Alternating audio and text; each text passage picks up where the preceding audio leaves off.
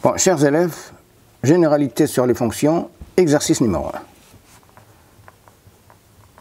Exercice numéro 1.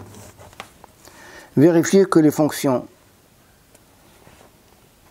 f est bien définie sur l'intervalle i dans chacun des cas suivants. Premièrement, f de x est égal à 2 sur x moins 1 et i est égal à l'intervalle ouvert 1 plus l'infini.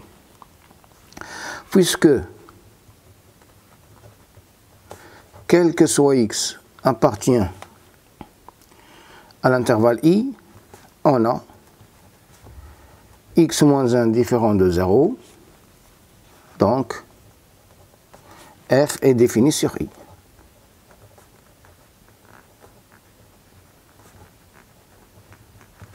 Deuxièmement, f de x est égal à la racine carrée de 3 moins x, avec l'intervalle i est égal à l'intervalle moins l'infini 3 fermé de côté 3. Puisque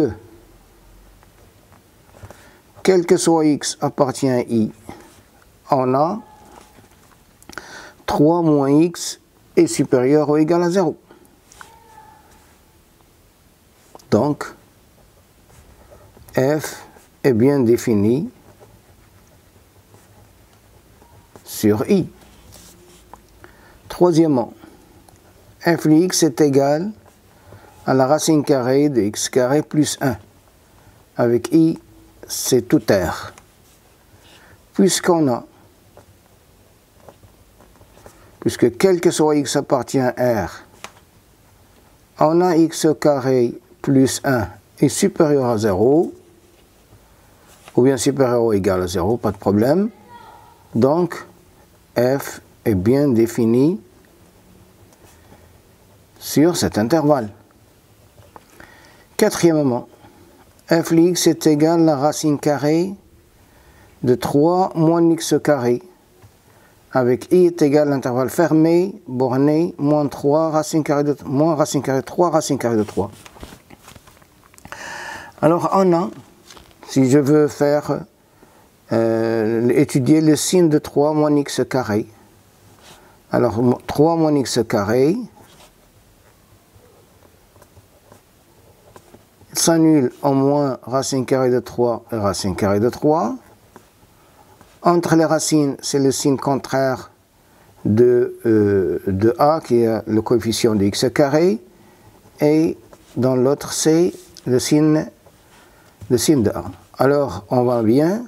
Alors, quel que soit x appartient à l'intervalle moins racine carrée de 3, racine carrée de 3, on a bien 3 moins x au carré supérieur ou égal à 0.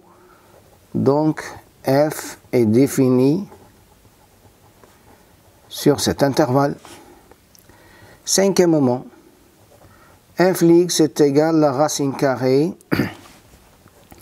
de 1 plus cosinus x, facteur de 1 moins sinus x. Et i c'est égal à r. Alors on a, pour quel que soit x appartient à r, on a cosinus x est supérieur ou égal à moins 1. Ce qui signifie que quel que soit x appartient à r, on a bien 1 plus cosinus x est supérieur ou égal à 0. Et on a aussi, quel que soit x appartient à r, on a sinus x est inférieur ou égal à 1. C'est-à-dire ce qui signifie que quel que soit x appartient à r, sinus x 1 moins sinus x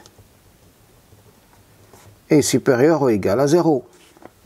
Donc, quel que soit x appartient à r, on a 1 plus cosinus x, facteur de 1 moins sinus x est supérieur ou égal à 0.